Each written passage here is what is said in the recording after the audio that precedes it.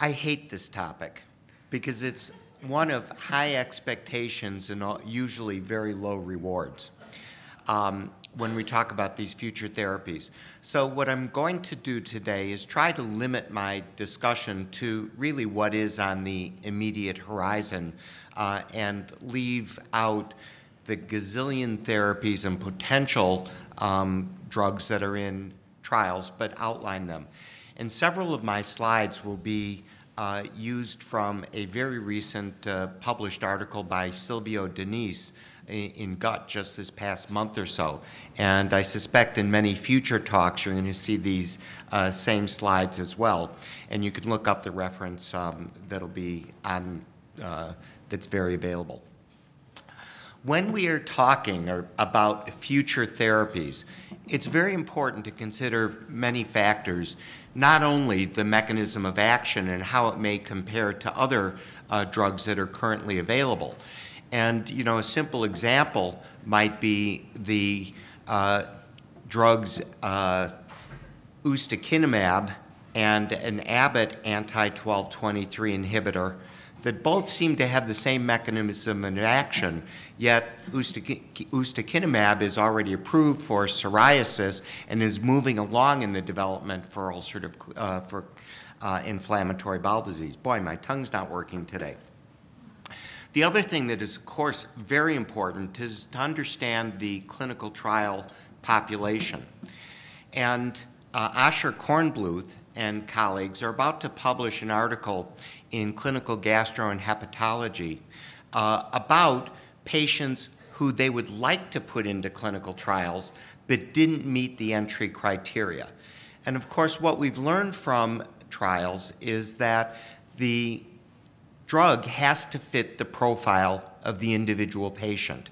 You can't extrapolate data from one phenotype to another phenotype.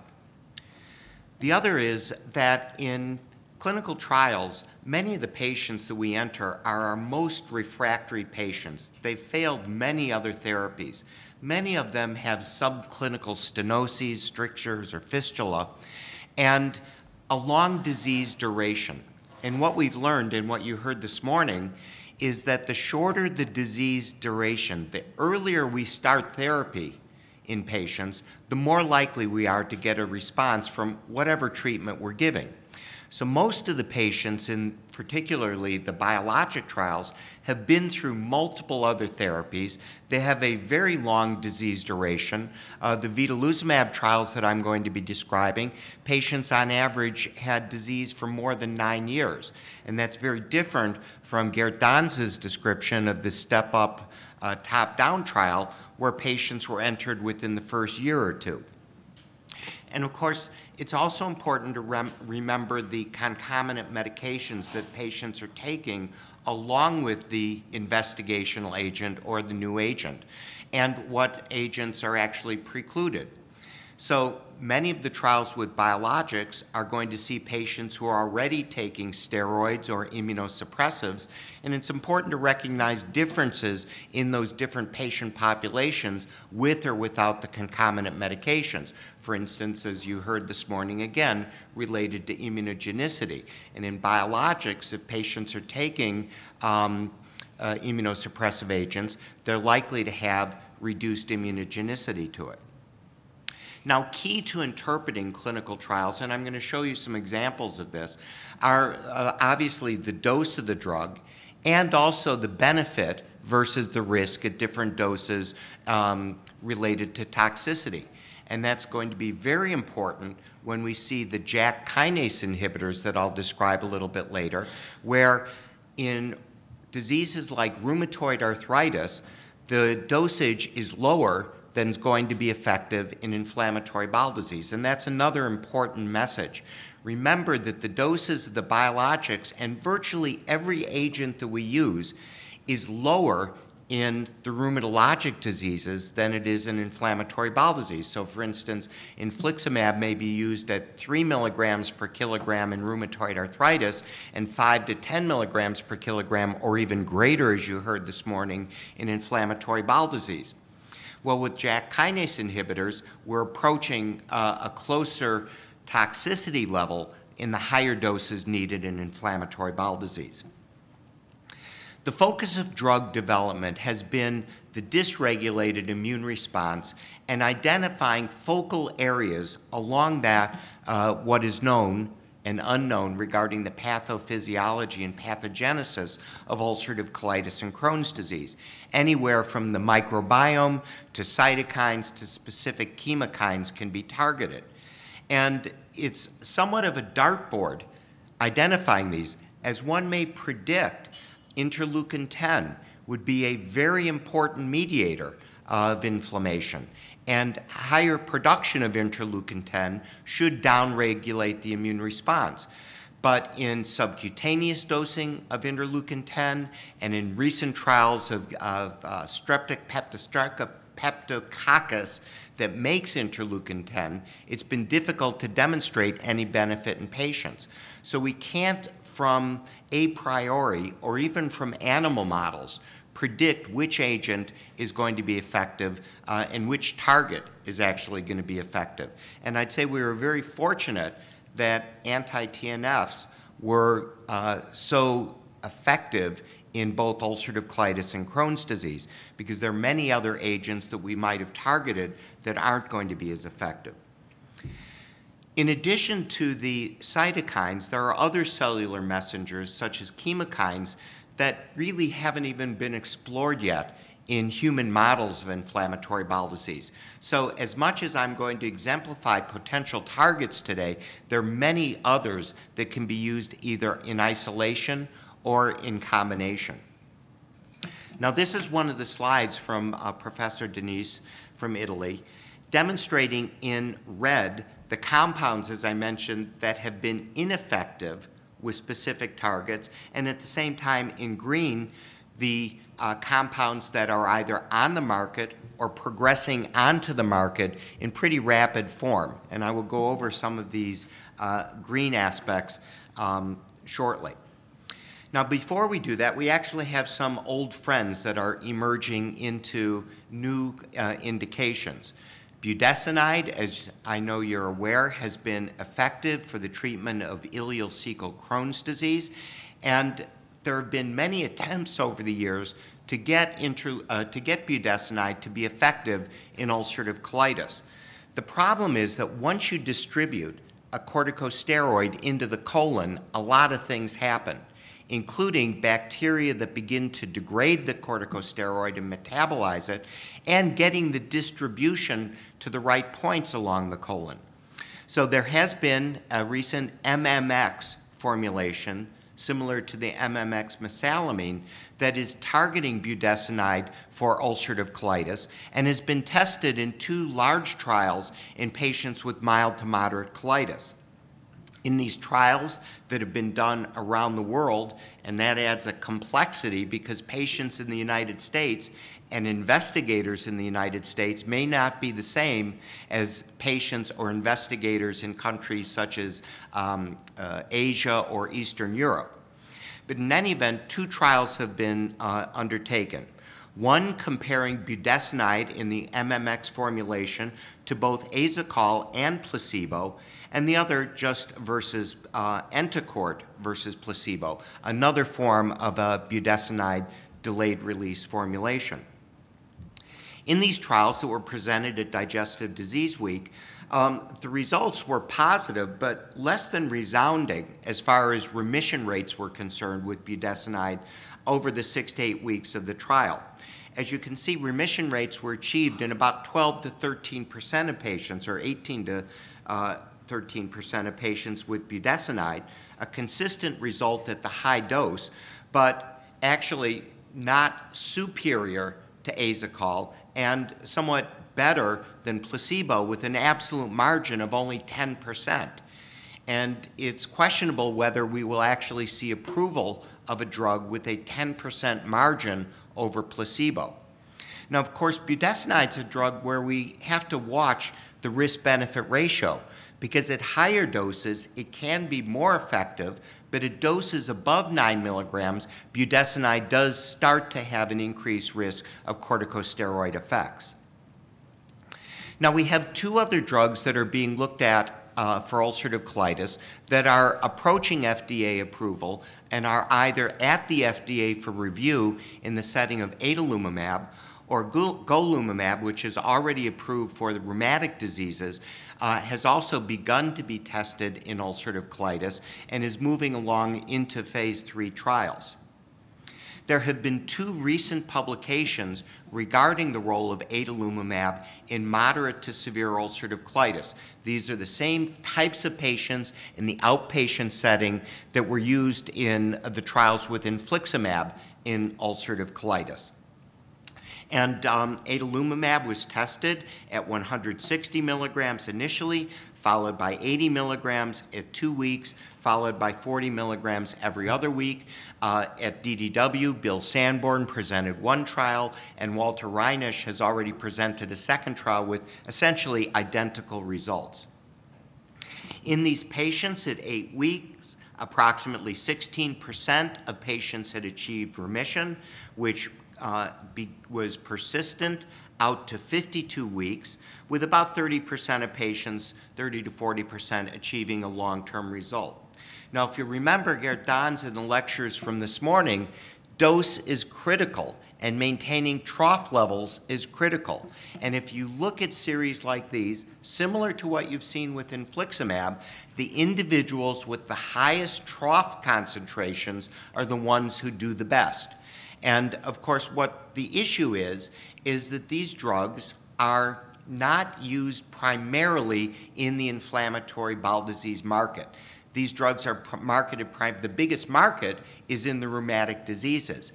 And so to go to much higher doses would influence the cost structure of these agents, and that's one of the limiting factors of of all the anti-TNFs when they've been applied to inflammatory bowel disease.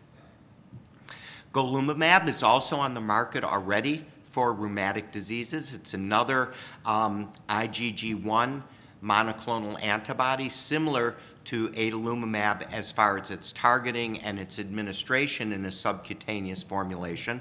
The doses are not identical, and we always need to be cognizant. You can't transfer one dose to another. But this is an interesting example of how to move from phase 2 into phase 3 testing.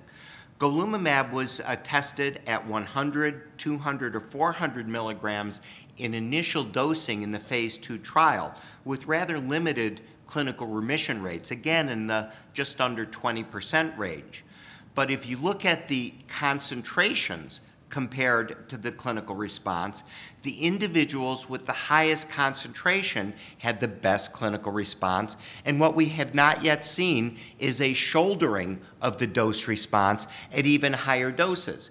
But again, golimumab is not going to be, IBD is not going to be the primary target from a marketing standpoint, and the company is somewhat in a bind as to whether or not they should go to higher doses. From our standpoint, we clearly need that flexibility, as we've seen with infliximab and with adalimumab in both Crohn's and ulcerative colitis, where at centers like ours and what you heard this morning, are about 50% of the patients actually need dose adjustments above the initial dosing. Golimumab was also effective in the phase 3 component, taking the higher doses, the 200 and 400 milligram, and now you see an improved response when you move up to the higher doses. But we still don't see a shouldering of the response or know the ultimate benefit of this agent. However, we do see continuous responses, as we would expect with golimumab. So my anticipation is that this is going to be another anti-TNF put into our armamentarium. We clearly need these drugs. We've seen patients develop immunogenicity to all of the anti-TNFs, and having another player on the block will certainly be useful for us. Now, another area of potential mechanisms of action is in the blockade of T-cell differentiation. And you've heard a lot over the past several years in pre-marketing regarding the role of the IL-12 and IL-23 in blocking the differentiation of T-cells. Ustekinumab has been a highly effective therapy for psoriasis and has gone through phase 2 studies in both Crohn's disease and in ulcerative colitis, and now is in some phase 3 trials. The results of the phase 2, and I really hate showing phase 2 results, as I'll say at the end, because phase 2 results do not always translate into phase 3 benefits. A lot of things happen between phase 2 and phase 3, including increased numbers of patients, subtle changes in the patient population, duration, and also side effects as you move into longer-term management. In any event, ustekinumab has been tested in both ulcerative colitis and Crohn's disease, and recently presented in Digestive Disease Week in 2 different trials. Where we did see results were in trials in ulcerative colitis, where you can see that there was in green a significant benefit, but it wasn't at the highest anticipated dose, and this is a little bit funky. We saw this in the original infliximab trial, so if you remember in Crohn's disease, but we do see clear separation with ustekinumab versus placebo at 6 weeks. So in severe Crohn's disease, in patients who had failed anti-TNFs, we do see some benefits of ustekinumab. The results were actually even better in ulcerative colitis. Now, one of the very exciting aspects has been in the inhibition of lymphocyte trafficking. We've already seen that natalizumab, which is effective in Crohn's disease and multiple sclerosis, has been very effective and similar to natalizumab. There's an agent called vedolizumab that has now completed the phase 2-3 studies in ulcerative colitis, and we're expecting results in Crohn's disease by the time of the ACG meeting. Natalizumab has been effective in patients with both anti-TNF naive as well as anti-TNF experienced, and I'm going to show you some of those results with vedolizumab as well. But there's a big difference between natalizumab and vedolizumab. As you will recall, natalizumab inhibits the alpha-1 integrin. Vedolizumab, on the other hand, inhibits alpha-1 beta-7. And this is very specific to the gut. So one of the risks of natalizumab is allowing the drug to allowing lymphocytes to egress into the brain, where we've seen this risk of progressive multifocal leukoencephalopathy. The fact that vedolizumab is gut-specific will hopefully, and we haven't seen it in several thousand patients thus far, prevent the potential PML disaster that has driven so many patients away or fearing, and doctors from fearing natalizumab. At Digestive Disease Week, we saw the first results of vedolizumab clinical trials. And these are phase 3 trials in a large number of patients. And just as we saw with natalizumab, there were significant benefits of vedolizumab in patients whether or not they had been previously exposed to anti-TNF agents. And in addition, the patients had a sustained long-term response. As a matter of fact, similar to what we saw with natalizumab, vedolizumab actually looks better as a maintenance agent than it does as an inductive agent. The differences between placebo separate much greater in patients on the long-term basis. So if we can get them over that initial 12-week hump, where we do see benefits initially, but not as intense as we have with some other agents, on a long-term basis, vedolizumab looks like it's going to be very beneficial in patients with ulcerative colitis. The Crohn's trials have yet to be demonstrated publicly, yet I will tell you they do have significant benefits, but it's not as consistent as the benefits have been in this ulcerative colitis experience.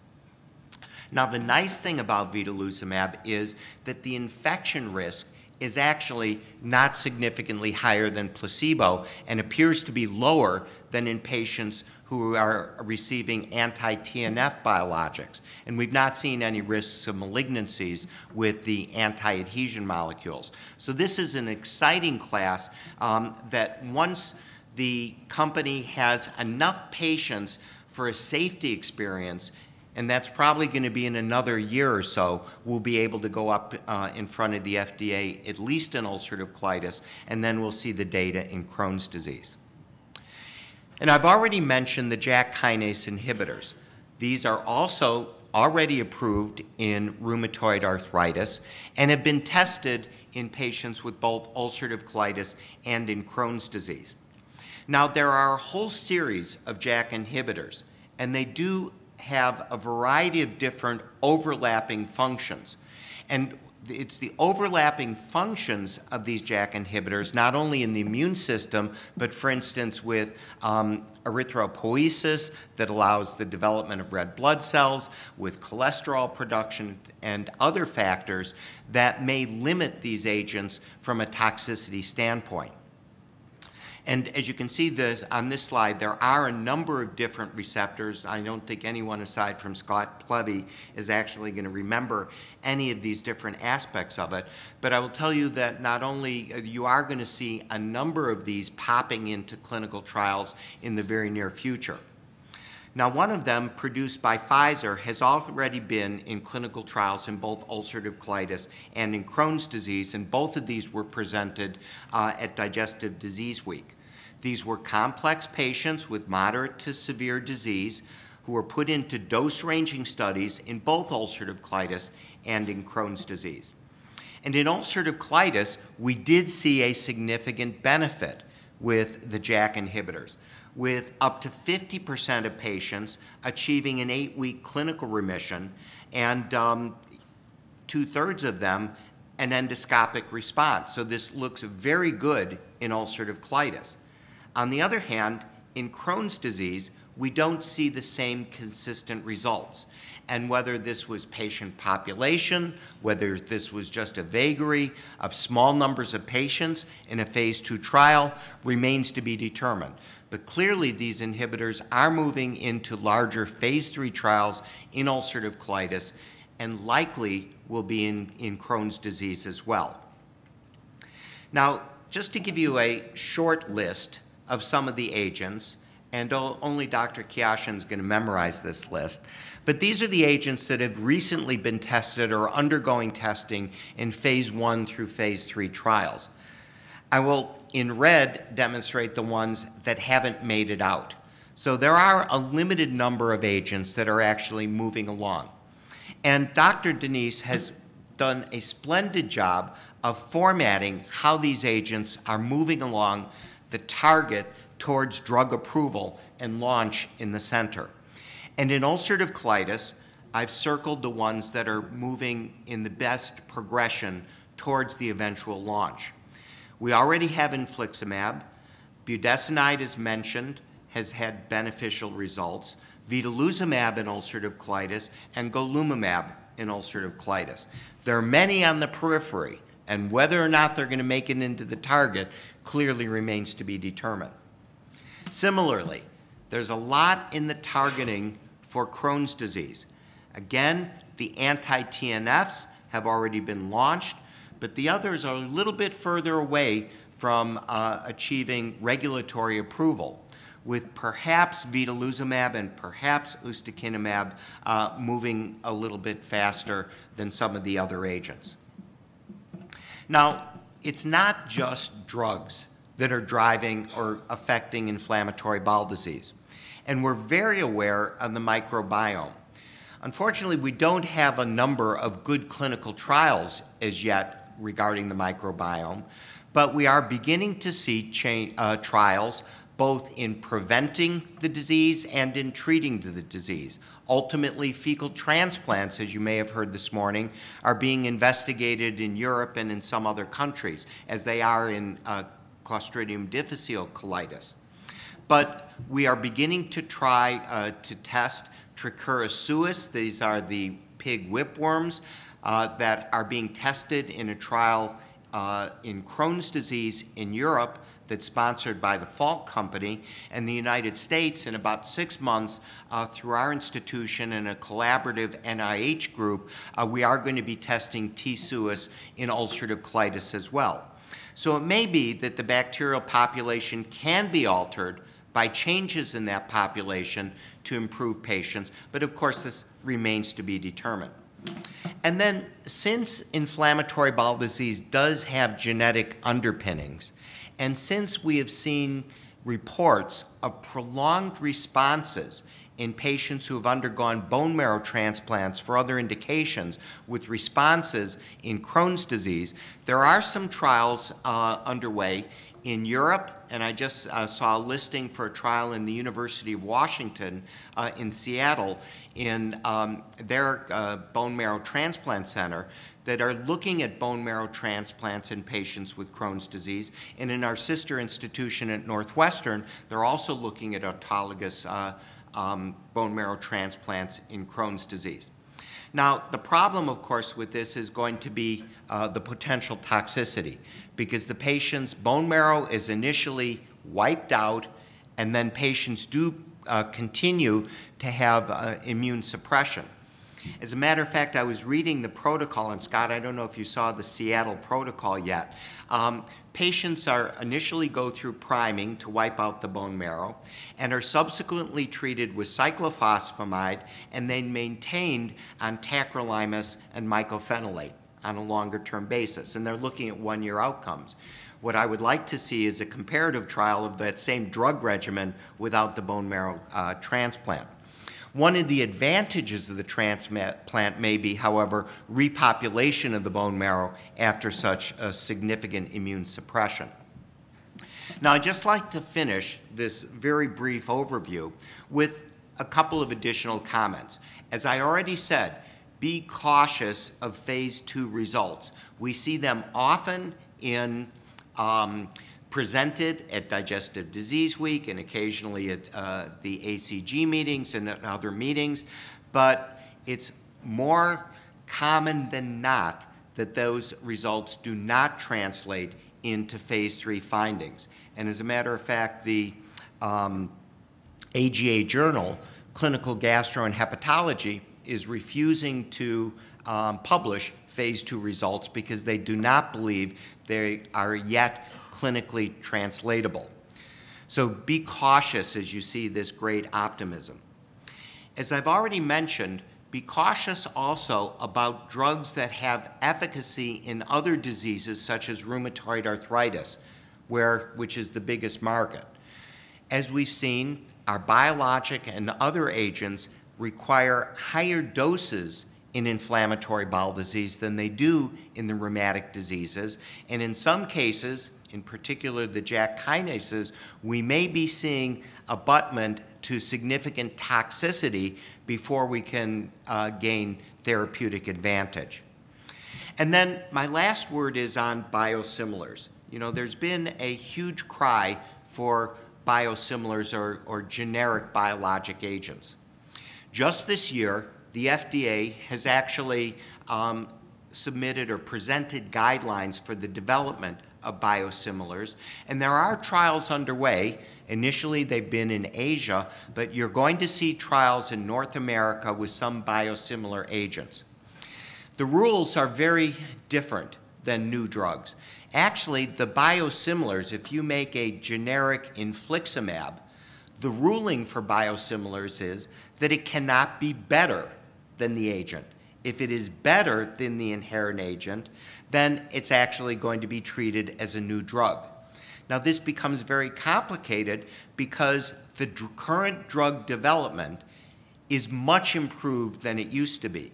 So infliximab, being an old drug, actually was manufactured in a very different process than golimumab by the same company. And you're going to find that the new biosimilars are much purer compounds than the older compounds are. And hence there is a risk that in similar doses that they may actually have improved outcomes, but at the same time may actually have less immunogenicity. The problem is that when you talk to the companies that are making the biosimilars, we would everyone's looking forward to a major cost reduction with biologic agents, and it looks like the cost reduction is only going to be about 20% compared to the current compounds. But as of 2014, when infliximab's patent runs out, anticipate that there will be at least one, possibly several, biosimilar infliximab compounds that may or may not become available depending on the development process. So I hope I've given you an overview of what's to come. I want you to be enthusiastic but not too overly optimistic about several drugs. I think that budesonide has a great likelihood for gaining approval in ulcerative colitis. It needs somewhat better positioning. Adalimumab looks effective in ulcerative colitis, as does golimumab. Both of them are marketed already for other indications. Vedolizumab, a new a mechanism similar to natalizumab, but with a likely better safety profile, is going to be on the horizon probably 2 years from now, not within the next year. And then the JAK Kinase Inhibitors, if they continue to develop in the same way, also look quite promising. Thank you.